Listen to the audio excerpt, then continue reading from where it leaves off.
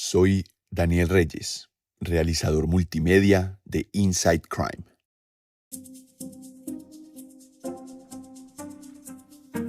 En la selvática región del Pacífico colombiano, el río Quito se ha convertido en un campo de batalla, donde monstruosas dragas mineras destrozan el lecho del río, arrojando mercurio y arsénico sobre sus aguas. Los precios del oro están por las nubes, pero el verdadero costo lo asumen el medio ambiente y las comunidades locales. A medida que las riquezas del río atraen a los mineros, grupos criminales, incluyendo el Ejército de Liberación Nacional y las autodefensas gaitanistas de Colombia, o gaitanistas, luchan por el control de la extracción y comercio ilegal de oro. Los gaitanistas surgieron de las cenizas de los ejércitos paramilitares en Colombia y se han convertido en la fuerza criminal dominante en gran parte del país. El principal comandante del grupo, alias Chiquito Malo, ha liderado el proceso de expansión de la organización, la guerra abierta contra otros grupos criminales, las divisiones internas y resistido la persecución estatal en su contra. Este mes, nos sumergimos en las historias extraordinarias de algunos de los principales líderes criminales de la región en nuestra serie anual Insights de Verano. Durante agosto, nuestro contenido en formato de audio presentará relatos narrados sobre estos líderes criminales, los grupos que lideran y su portafolio criminal. Esto es Los Dragones del Chocó, la minería de oro ilegal en los ríos de Colombia. Escrito por Juan Diego Cárdenas y Charlotte Newell y narrado por mí, Daniel Reyes.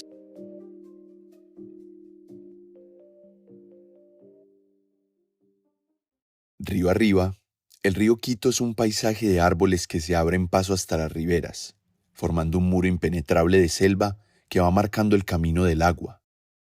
Entonces, de repente, el mundo se abre. Los árboles que antes nos cubrían, ahora yacen más de medio kilómetro atrás, dando paso a un páramo estéril. El río, que hasta ahora llevaba una forma curva que se balanceaba suavemente de un lado a otro, ahora es una línea recta casi perfecta.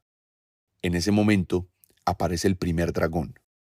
Los dragones son máquinas parecidas a un barco, una quimera que mezcla a una excavadora, una balsa y una cabaña de madera construidas sobre pilotes. Estos dragones, como los de las leyendas, también acumulan oro. Los mineros utilizan estas grandes dragas para extraer oro, arrancando trozos de la selva y tirando a un lado los restos envenenados con mercurio y arsénico. El proceso de extracción del oro ha tenido un impacto ambiental devastador en el departamento del Chocó, en la costa pacífica colombiana. Los precios internacionales del oro, que han batido récords en los últimos 5 años, han provocado una fiebre en las regiones mineras del sur del Chocó. Detrás de la minería ilegal de oro a gran escala, hay grupos criminales que luchan entre sí por el control de la región. Las autodefensas gaitanistas de Colombia, herederas del paramilitarismo en Colombia, y la guerrilla del Ejército de Liberación Nacional. A diferencia de otras economías ilegales, la extracción ilegal de oro se produce a plena vista, y a menos de 1 hora en lancha desde Quibdó, la capital del Chocó, estos monstruos de la minería de oro pueden ser encontrados.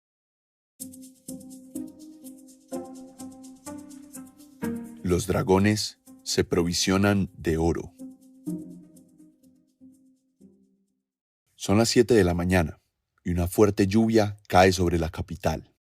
A pesar de la hora y el clima, el puerto fluvial de Quibdó, que es poco más que una escalera de piedra que desciende hacia el río Atrato, está lleno de vendedores y lancheros que ofrecen sus servicios en un tono fuerte y claro, mientras caminan descalzos y son recubiertos con ponchos para la lluvia. Uno de ellos, también sin zapatos, es nuestro guía, Tomás, cuyo nombre ha sido cambiado para proteger su identidad. Nos ayuda a subir a su lancha e inmediatamente ubica 2 sillas de plástico recortadas en la base, para que nuestro peso se distribuya uniformemente. Una vez se escucha el rugido del motor, nos alejamos de la orilla de cemento. Nuestro destino es Paimadó, un centro urbano ubicado en el río Quito, un municipio vecino de Quibdó, que lleva más de una década sufriendo los efectos de la minería ilegal de oro.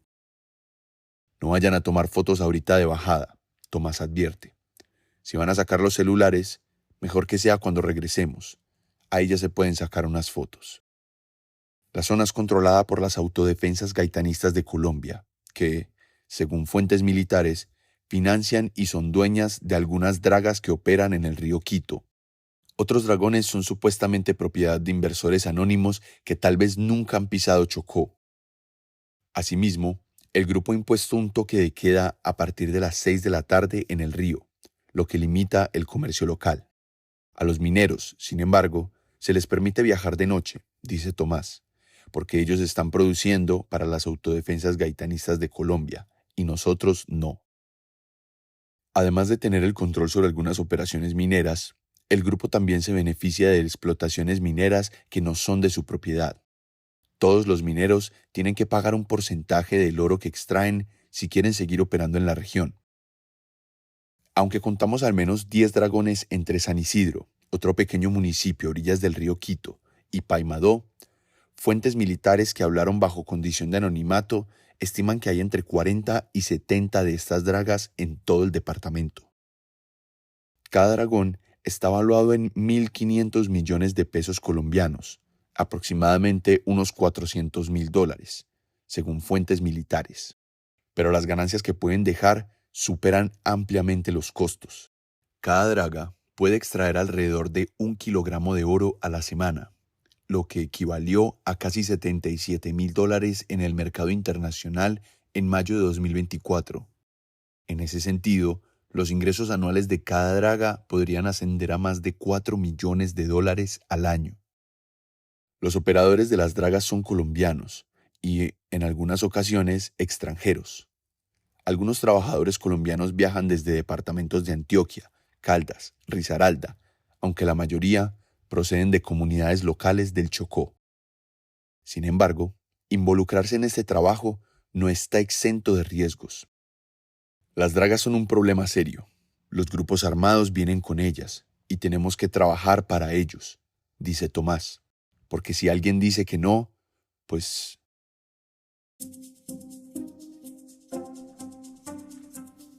Un ecosistema devastado. Las orillas que se apuestan a los lados de los dragones están salpicadas de ensenadas artificiales y montones de sedimentos grises y cafés. De vez en cuando, el casco de la embarcación choca con un tronco talado o una rama oculta bajo la superficie del río. Tomás, en un reflejo bien incorporado, corta la potencia del motor y levanta la hélice del agua en cuestión de milisegundos para evitar que la madera cause daños. Los dragones aspiran los sedimentos del lecho del río con una manguera y los bombean hasta una alfombra de acero que empieza a separar los sedimentos que contienen oro. Después, incorporando el mercurio, una reacción química que hace que esta sustancia y el oro formen una mezcla llamada amalgama. En este punto, los trabajadores del dragón calientan la amalgama para que el mercurio se evapore y el oro sea por fin visible. El proceso emite gases tóxicos que son enviados a la atmósfera y a los pulmones de los trabajadores. Las sustancias restantes se arrojan al río, contaminándolo y contaminando a los peces que sirven de alimento a las comunidades locales. La exposición al mercurio, incluso en pequeñas cantidades, puede causar graves problemas de salud e incluso la muerte. En Chocó, los niveles de mercurio no son monitoreados con regularidad. La única investigación de los últimos 6 años que mide el nivel de mercurio en el agua muestra niveles peligrosamente altos en poblaciones rurales. Según el Estudio Nacional del Agua de 2018, se estima que 183 toneladas métricas de mercurio fueron vertidas en los ríos de Colombia. Entre 2017 y 2022 se registró una producción de 37,9 toneladas de oro en Chocó, según un informe de la Oficina de las Naciones Unidas contra la Droga y el Delito. Sin embargo, sumando el oro extraído ilegalmente, es probable que el total sea mucho mayor. Por cada gramo de oro producido, pueden utilizarse entre 7 y 30 gramos de mercurio. Eso significa que, solo para cubrir la producción del oro declarado en los últimos 5 años, se utilizaron cerca de 265 toneladas de mercurio. Por otra parte, el mercurio ha eclipsado otros problemas graves causados por la minería ilegal, como la destrucción del suelo, según contó un representante de la Fundación Beteguma, una organización ambiental sin ánimo de lucro, a Inside Crime. A ese río prácticamente le borraron su cauce, dijo el representante, que decidió permanecer anónimo por motivos de seguridad. Los dragones han hecho del río Quito su hogar durante más de una década. Al secarse los yacimientos de oro en el sur, se han desplazado río abajo, dragando cada vez más del río. Esto provoca un aumento de las inundaciones y la erosión río arriba, ya que el agua se mueve más rápidamente a través de las zonas dragadas. A medida que el río erosiona sus orillas, los sedimentos sueltos pueden obstruir los arroyos, matar a los peces y desestabilizar puertos y puentes. Las poblaciones ribereñas sufren estos efectos. Paimadó, por ejemplo, construyó un muro de contención para evitar la erosión, pero sin lecho rocoso sobre el que construir, el agua ha seguido erosionando las orillas de la ciudad, acercándose peligrosamente a casas y negocios. Tomás navega con pericia por los remansos, y a medida que avanzamos hacia el sur, las orillas del río y las islas formadas por dragones que pintan el paisaje acaban dando señales de vida con pequeños arbustos y árboles jóvenes. Pero el río es un ecosistema complejo e interconectado, y su recuperación podría llevar años. Su recuperación es poco probable si las operaciones siguen dañando otras partes del río, dijo el representante de la Fundación Beteguma.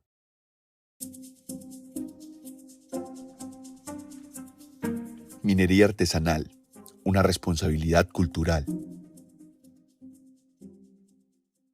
Entre los grupos de dragones, doblamos un recodo del río y vemos un grupo de hombres jóvenes con el agua hasta el pecho, paleando sedimentos en pequeñas canoas de madera.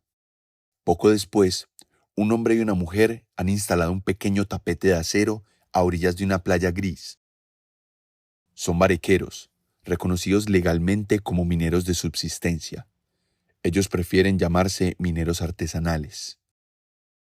Chocó tiene la población afrocolombiana más grande del país, más del 78% de la población del departamento, según un censo de 2018, la mayoría de la cual desciende de personas esclavizadas obligadas a extraer oro.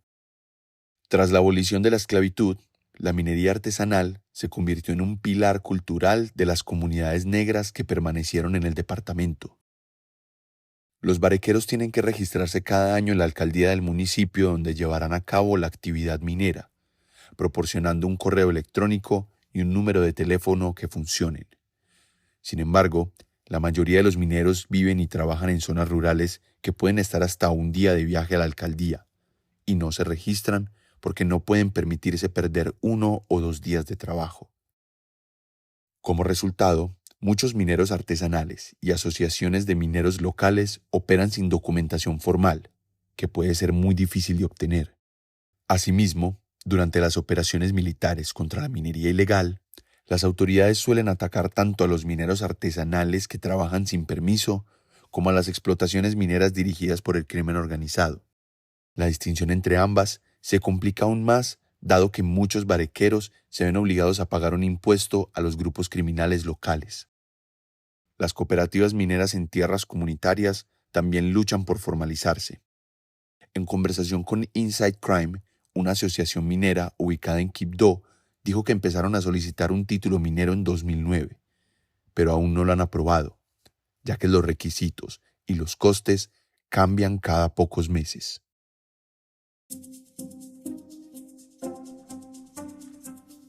Un problema de todos y de nadie. Al llegar a Paimadó, un hombre salta de su lancha y pasa junto a nosotros hacia una gasolinera, dándonos los buenos días en un acento que se identifica por fuera de la región.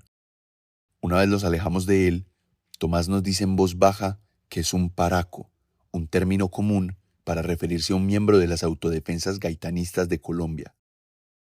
El presunto paraco y sus compañeros se dispusieron a llenar de gasolina los contenedores de combustible de 2 lanchas. Este combustible podría estar destinado a la operación de los dragones o excavadoras que pasamos de camino a Paimadó, que se encuentran en el corazón del territorio de las autodefensas gaitanistas de Colombia. Hasta 2016, La zona había sido controlada por las Fuerzas Armadas Revolucionarias de Colombia, o FARC.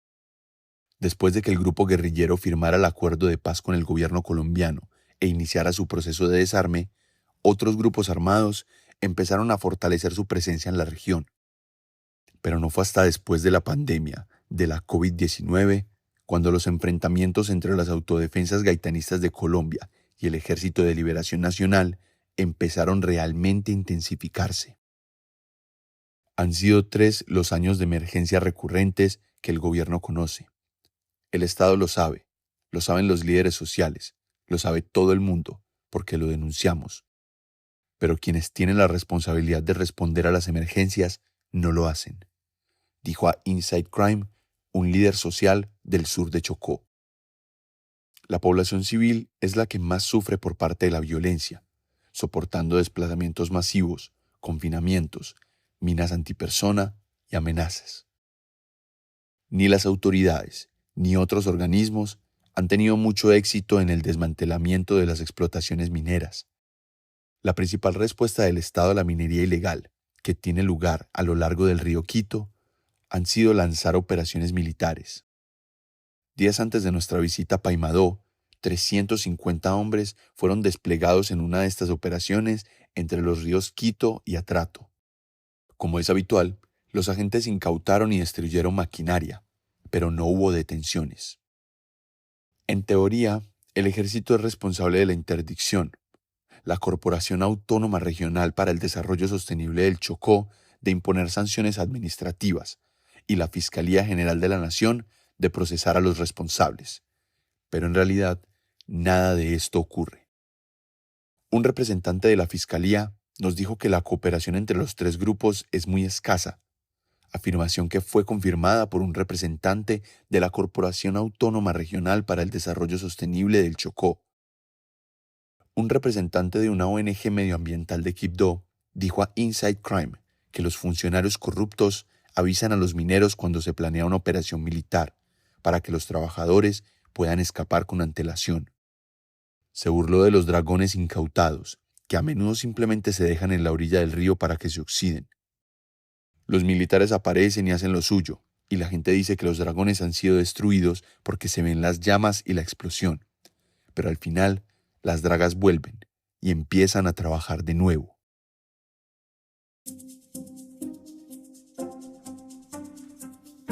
Esto fue Los Dragones de Chocó, la minería ilegal de oro en los ríos de Colombia. Un especial de nuestro trabajo desde el terreno. Publicado el 23 de mayo de 2024. Escrito por Juan Diego Cárdenas y Charlotte Newell. Y leído por mí, Daniel Reyes. Para más historias de audio, podcasts y periodismo narrativo de largo formato, asegúrese de seguirnos en Spotify, Apple, Amazon Music y YouTube. Y para más información sobre los líderes criminales de América Latina y el Caribe y sus actividades ilícitas, no se pierda nuestra serie de este mes, Insights de Verano. Suscríbase a nuestro newsletter para recibir toda la información reciente. Y para más, visite insidecrime.org.